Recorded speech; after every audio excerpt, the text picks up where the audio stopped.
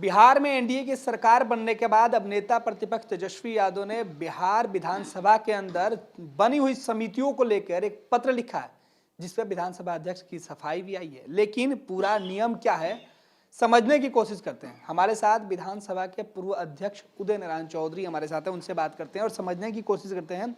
देखिए, सबसे पहले मैं आपको धन्यवाद देता हूं कि आपने एक वैसे सवाल को उठाया है जिसका आज देश में सामयिक आवश्यकता हो गई है।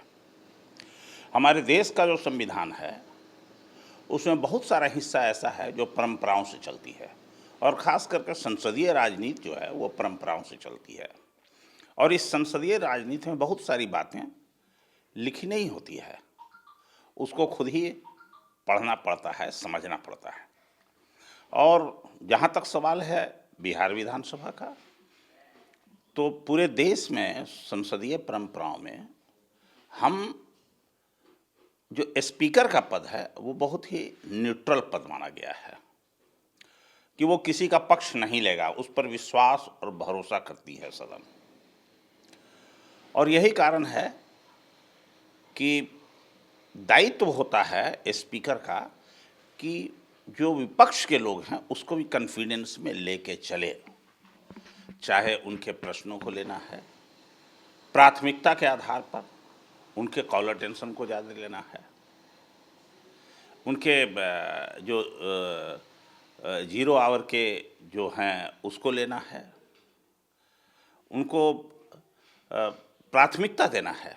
चूँकि आवाज़ तो वही लोग उठाते हैं ना सदन में, सरकार चेक एंड बैलेंस के आधार पर चलती है। जैसे संविधान निर्माताओं ने बनाया कि कार्यपालिका, न्यायपालिका और विधायिका तीनों अपने अपने क्षेत्र में काम करेंगे, लेकिन तीनों के चेक एंड बैलेंस के सिद्धांत भी हैं। तो उसी चेक एंड बैलेंस के सिद्धांत पर स्पीकर का पद भी है, जो पक्ष और विपक्ष दोनों को कोऑर्डिनेट करके चलेगा और उसको भी सम्मान देगा सदन में। लेकिन अभी जो परंपरा देख रहा हूँ बिहार विधानसभा में, जिसको कि हम लोगों ने पहले बहुत ही ध्यान रखा इस बात को, 10 साल में स्पीकर रहा और इन परंपराओं का काफ़ी मुस्तैदी से ध्यान रखा, सब लोग इसको जानते हैं। उदाहरण के लिए स्पीकर जब बन जाता है तो कोई पार्टी ऑफिस में पार्टी की मीटिंग के लिए नहीं जाता है, ये याद रखिएगा। स्पीकर जब बन जाता है तो व्हाइट लाइन के अंदर जो विधानसभा में है उसी का आधिपत्य होता है, उसी का कानून चलता है। स्पीकर जब बन जाता है आदमी, तो जो संसदीय समितियां हैं या बैठने के जो स्थान हैं वो सबको बात करके कॉन्फिडेंस के साथ देता है। अब मैं गत दिनों देख रहा हूँ कि एक खबर छपी कि संसदीय समितियों के गठन में जिसके गठन न होने के कारण सभी माननीय विधायकों का बहुत नुकसान हो रहा है आज के तारीख में। और जो पिछला मैंडेट आया है विधानसभा का, 17वीं बिहार विधानसभा का, उसमें बिहार में सबसे बड़ी विपक्ष की पार्टी बनी है राष्ट्रीय जनता दल। तो राष्ट्रीय जनता दल को एक तो है कि राष्ट्रीय जनता दल को लोक लेखा समिति मिलनी है, ये पूरे देश की मान्य परंपरा है कि लोक लेखा समिति का सभापति जो होगा वो मुख्य विपक्षी दल का नेता होता है। और इस संबंध में प्रतिपक्ष के नेता से जो स्पीकर होता है बात कर लेता है किसको बनाई जाए नहीं बनाई जाए, एक कंसेंट हो जाता है बातचीत के द्वारा, तो आदमी उसको बना देता है। ठीक उसी तरह से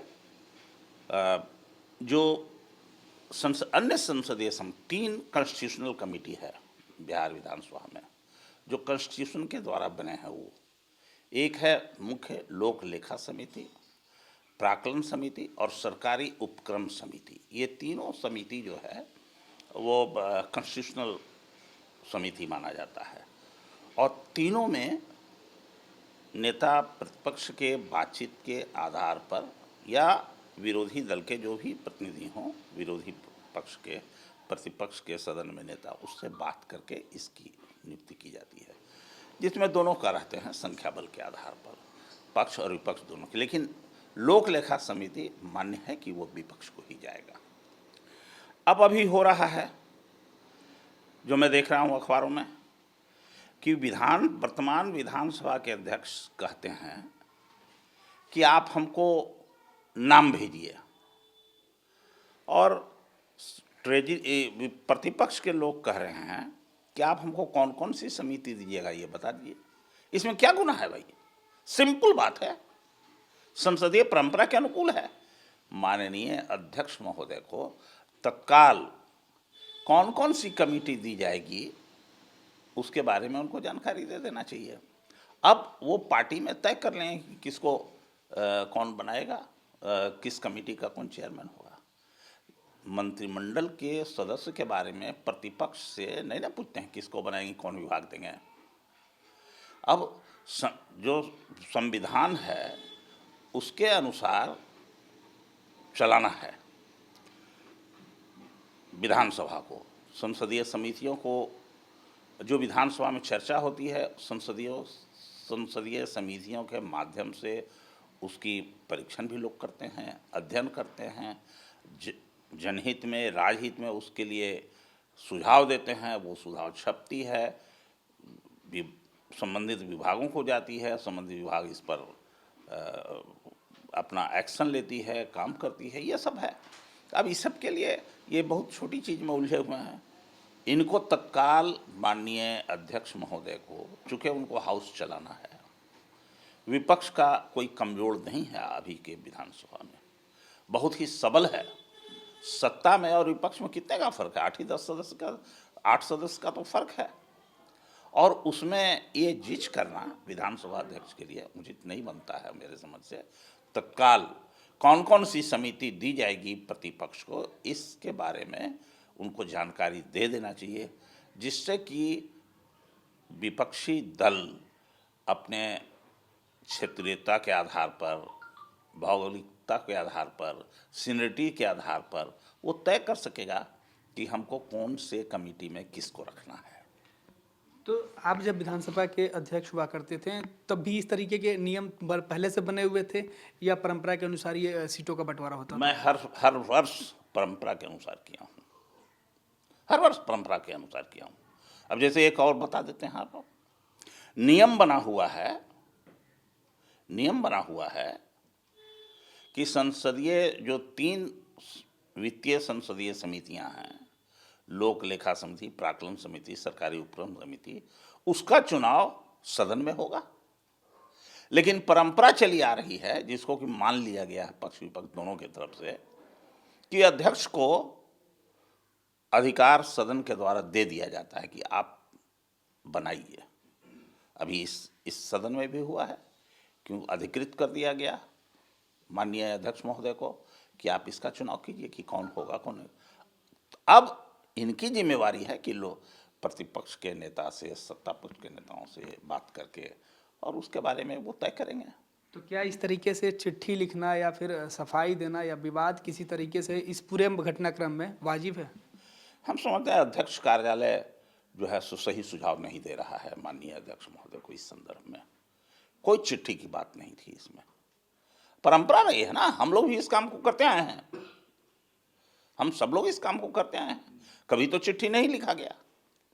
उस समय घोर प्रतिपक्ष भी काफ़ी मजबूत था, ऐसा नहीं कि नहीं। तो यहाँ केवल इसी के बारे में नहीं, बैठने का जो सीट का अरेंजमेंट है वो भी लोगों से बात करके किया। ये हमेशा होते रहा है, कोई नई बात नहीं है। इसलिए प्रतिपक्ष के नेता तेजस्वी प्रसाद यादव या राष्ट्रीय जनता दल के जो लोग कह रहे हैं वो बहुत ही नियमानुकूल है। मतलब विपक्ष की जो मांग है वो वाजिब है? वाजिब है, पूर्ण रूप से वाजिब है। कोई ऐसी बात नहीं है कि उसमें कहीं संविधान आड़े आ रहा है, नियम कानून आड़े आ रहा है। ये तो एडजस्टमेंट की बात है। और आखिर अध्यक्ष को चलाना है हाउस, तो हाउस चलाने के लिए हम प्रतिपक्ष को कॉन्फिडेंस में छोटी सी बात के लिए नहीं, इसमें क्या फर्क पड़ता है कि आप कौन कौन सा समिति देंगे ये बता दीजिए, तो आप नाम मांगते हैं, अनावश्यक है ये। हम समझते हैं कि जो अध्यक्षीय कार्यालय है इस पर सूझबूझ से काम लेके माननीय अध्यक्ष महोदय को भी समझाएगा, उनको बताएगा विचार करने के लिए कि सर क्या होते रहा है, क्या किया जाए।